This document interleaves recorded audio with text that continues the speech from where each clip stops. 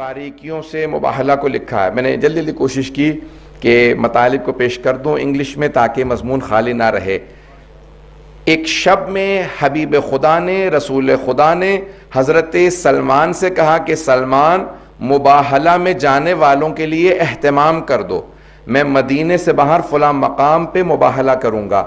اس مقام پہ آج ایک مسجد موجود ہے، سفید رنگ کی مسجد ہے، موجودہ نام مجھے معلوم نہیں.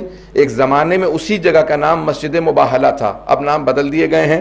جو حاجی حضرات تازہ ہو کے آئے ہیں وہ نیا نام جانتے ہوں گے، نام کئی مرتبہ بدلا جا چکا ہے.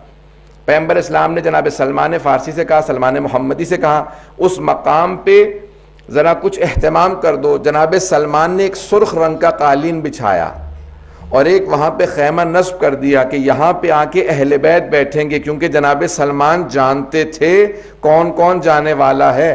انہوں نے ایک سرخ رنگ کا قالین بچھایا. اب میں کہوں گا کہ رسول خدا نے صرف جناب سلمان فارسی ہی سے کہا کہ وہاں قالین بچھاؤ، شاید اسی وجہ سے سلمان فارسی منا اہل البیت کے درجے پہ فائز ہے. اب رسول خدا نے کہا قالین بچھاؤ، جناب سلمان نے سرخ رنگ کا قالین بچھایا.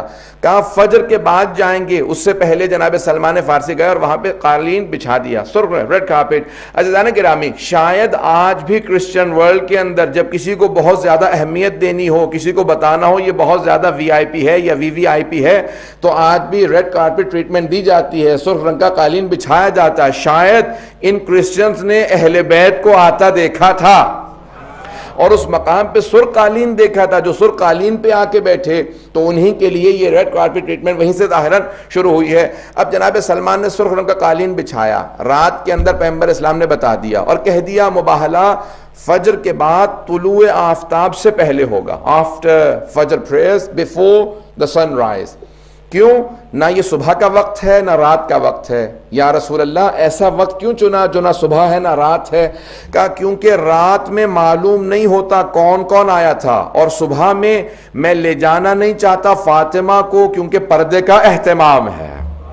اگر میں بات واضح کر پایا ہوں، کہ اس اہتمام کے ساتھ لے کے جانا چاہتا ہوں کیونکہ سیدہ جا رہی ہیں تو میں نہیں چاہتا کہ دن ہو، لیکن میں چاہتا ہوں کہ لوگ دیکھ لیں کہ کون کون آیا تھا. 5 آئے تھے، بس سب نے دور سے دیکھا. عزیزان گرامی دیکھیں، اب بحث ہے معرفت سے.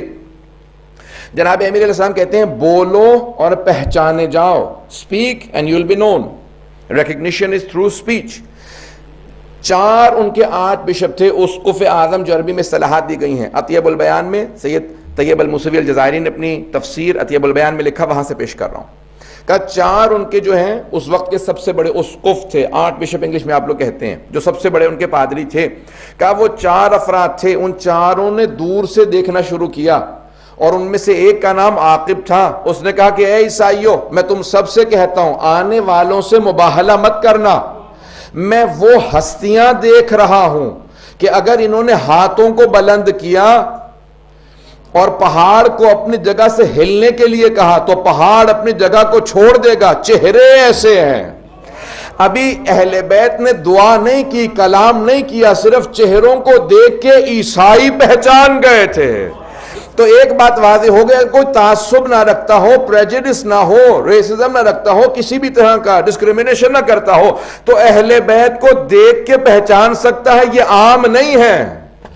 پتہ نہیں بات کو پہنچا پا رہا ہوں کہ نہیں. جناب یوسف کو جب دیکھا تھا نا سارے مصر والوں نے تو سب نے کہا تھا بل ہوا ملک کریم، یہ انسان نہیں بلکہ آسمان سے نازل ہوئی مخلوق معلوم ہوتا ہے. جناب یوسف کا فخر ہے رسول خدا.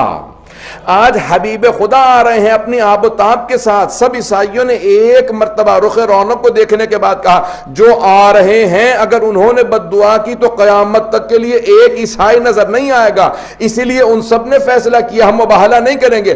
اگر مباہلہ ہو گیا تو سارے عیسائی مسخ ہو جائیں گے.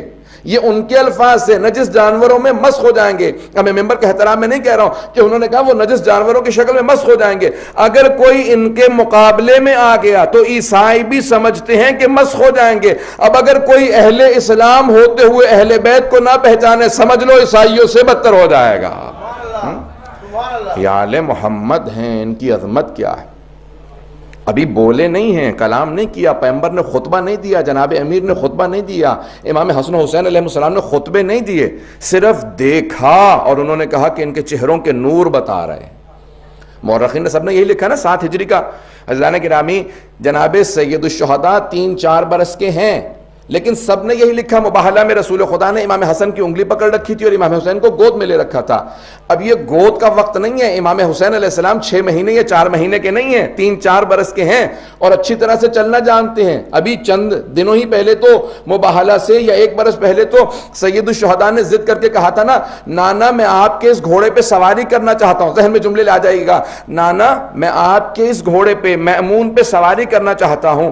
تو پیغمبر اسلام نے کہا یہ کسی کو سواری نہیں دیتا سوائے میرے اور علی کے. کہا نانا میں سواری کرنا چاہتا ہوں.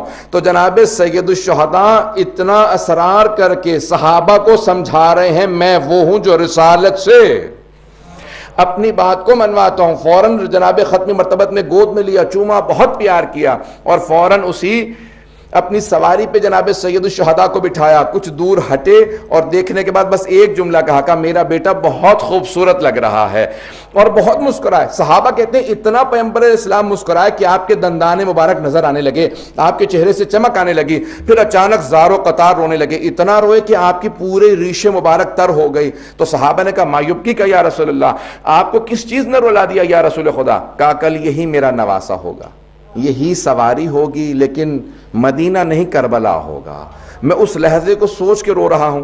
تو ابھی جناب سید الشہداء یعنی چلنے پھرنے کے مطابق اور سب چیز یعنی اتنے بچپنے میں نہیں ہے کہ آغوش میں ہوں، لیکن پیغمبر اسلام سارے ان عیسائیوں کو، مسلمانوں کو پیغام دے رہے ہیں جو رسالت جس کے ناز اٹھائے اسے حسین ابن علی کہتے ہیں، کیونکہ اسی مباہلہ کے فوراً بعد تاریخ محرم کی آئیں گی جہاں حسین قربانی دے کے پورے دین کی حفاظت کریں گے.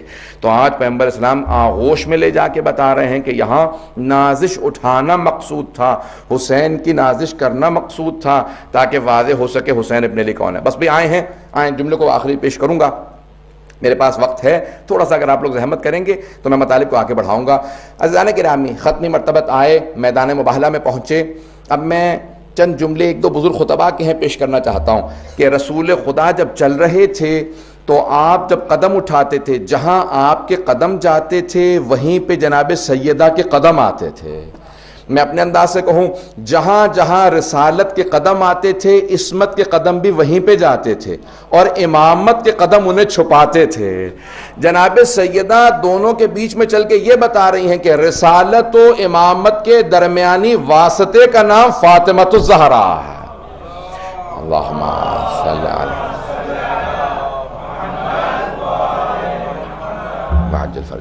علی یعنی رسالت کے، جسے انگلش میں آپ لوگ کہتے ہیں مسنگ لنک، رسالت اور امامت کے اس واسطے کا، رابطے کا نام جناب فاطمۃ الزہرا ہے. عزیزان گرامی مباہلہ ختم نبوت کی دلیل بھی ہے، ابتدائی امامت کی دلیل بھی ہے، دونوں چیزوں کی دلیل مباہلہ ہے.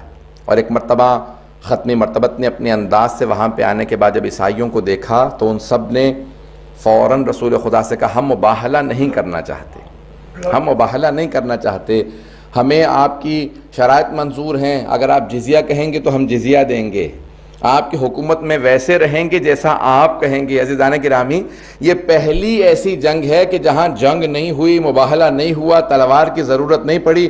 میں بہت سوچا کرتا تھا رسول خدا بیٹی کو کیوں لے گئے.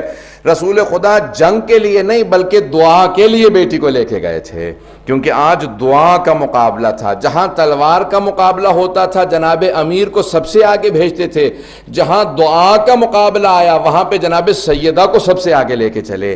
کہا کہ کیونکہ دعا کا مقابلہ ہے، جہاں سیدہ آمین کہہ دیں گی وہاں پہ اللہ سبحانہ و تعالی ویسا ہی رکھے گا جیسے سیدہ کہیں گی. اب یہ حدیث رسول خدا سمجھ میں آتی ہے کہ ان اللہ یغضب لغضبہا و یرضی لرضاہا، خدا فاطمۃ الزہرا کے غضبناک ہونے سے غضبناک ہوتا ہے اور ان کے راضی ہونے سے خدا راضی ہوتا ہے. اب پیغمبر اسلام کی حدیث سمجھ میں آتی ہے کہ اگر سمجھنا چاہیں صحابہ رسول میں کون کون رضی اللہ عنہ ہے، دیکھ لیجئے کس کس سے جناب سیدہ راضی ہے. عزیزان گرامی جناب خاتون جنت کی عظمت کا تعارف تھا جس میں رسول خدا مباہلہ کے اندر خاتون جنت کو ساتھ لے کے